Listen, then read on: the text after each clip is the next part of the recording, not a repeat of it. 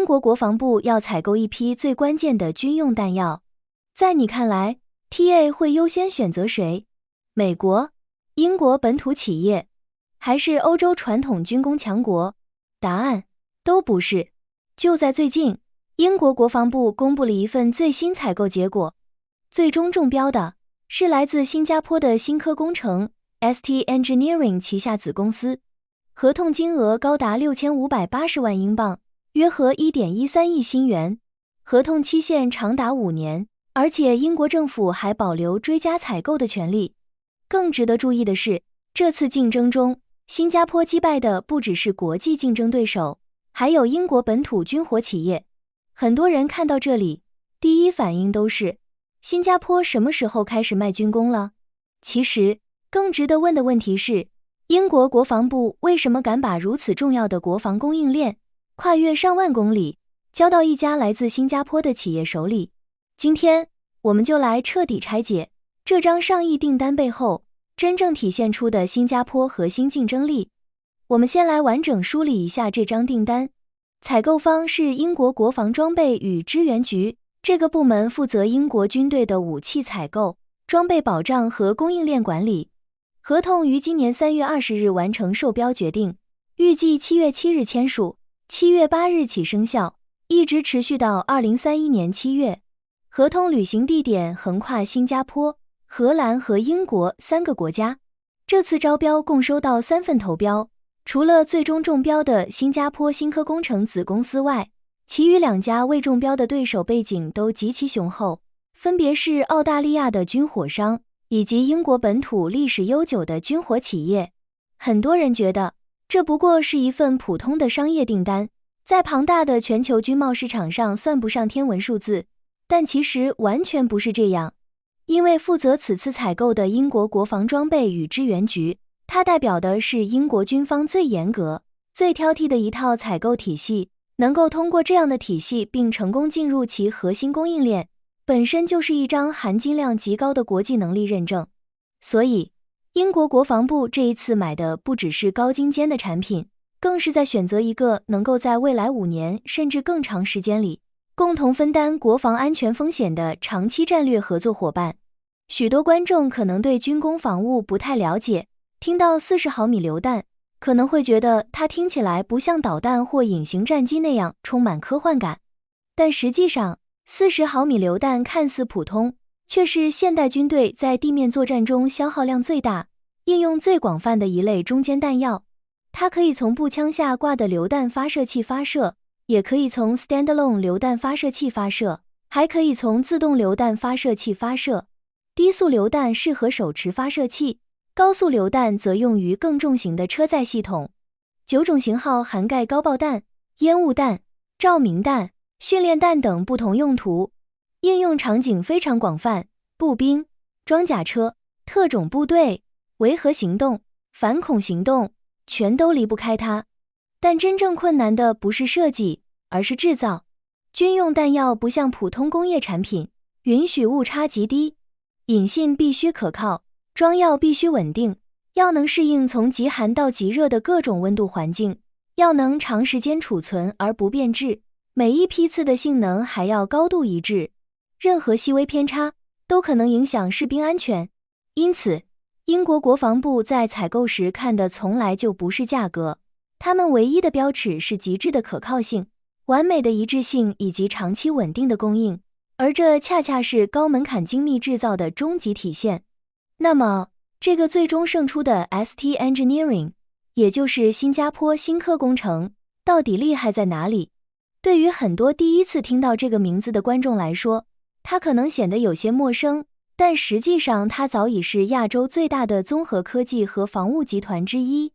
2024年营收超过110亿新元，2026年第一季度就斩获了48亿新元的新合同，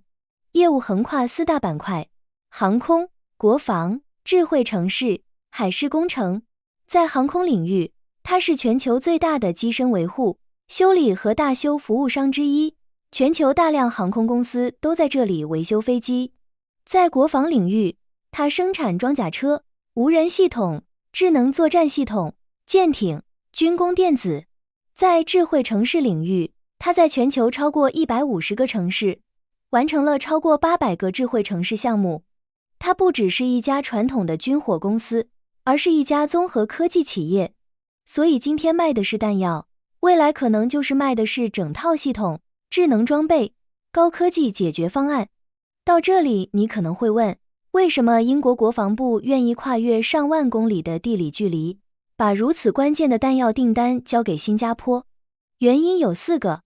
第一，供应链稳定。新加坡地处全球航运枢纽，政治中立，物流高效，不会因为地缘政治波动而突然断供。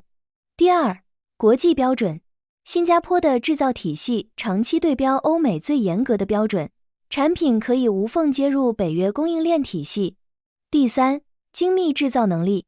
新加坡在半导体、航空航天、生物医药等高端制造领域积累了深厚的技术功底，制造一枚合格的40毫米榴弹和制造一片合格的芯片，底层逻辑是相通的，都是对精度、一致性和可靠性的极致追求。第四，国家信誉。新加坡拥有严格的知识产权保护法律和透明的商业环境。联系一下俄乌战争就能看得更清楚。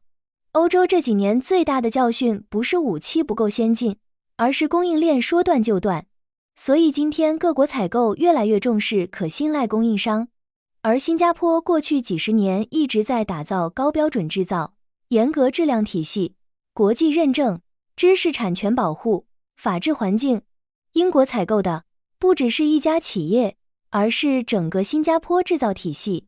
很多国家制造业的发展路径都是低成本、低工资、劳动密集，而新加坡走的是另一条路，重点发展航空航天、半导体、生物医药、机器人、海事工程、国防科技。这些行业的共同特点是利润高、技术门槛高、国际认证高。2025年，新加坡集成电路出口同比增长 32.1%， 磁盘媒介产品增长 53.5%， 通信设备更是暴涨 81.4%。制造业虽然只占新加坡 GDP 的约 20%， 但产出的都是高附加值产品。这也是为什么新加坡面积这么小，制造业却一直保持竞争力。它卖的不是便宜，而是高价值。今天这张英国国防部的订单，从金额上看或许不是最大的，但它真正的标志性意义在于，它用无可辩驳的事实向世界证明，国际最高端的市场不仅认可了新加坡的产品，更是认可了新加坡制造这4个字背后的标准与信誉。从运行在全球无数电子设备中的高精密芯片，到支撑全球民航运转的航空维修，从吐纳天下财富的全球枢纽港口，再到今天在国际防务科技舞台上大放异彩的军工装备，越来越多高端产业正在向世人证明，新加坡已经不仅仅是亚洲的金融中心，也是世界高端制造版图里极其重要且不可或缺的参与者。有人说，新加坡最大的资源不是土地，也不是人口，而是信誉。当一个国家能够让全球客户放心，把最重要、最关键、最高标准的订单交给他时，真正出口世界的就已经不仅仅是一件产品，而是一整套值得信赖的制造能力、科技实力和国家竞争力。而这也正是 Made in Singapore 越来越值钱的原因。最后也想问问屏幕前的大家，你认为新加坡这种凭借高信誉、高精度突围的精英制造模式，未来是否会成为更多中小型经济体效仿的样板？而在航空、半导体和军工科技之后，新加坡下一个惊艳世界的高端制造标签又会出现在哪一个领域呢？欢迎在评论区留下你的深度见解，我们一起讨论。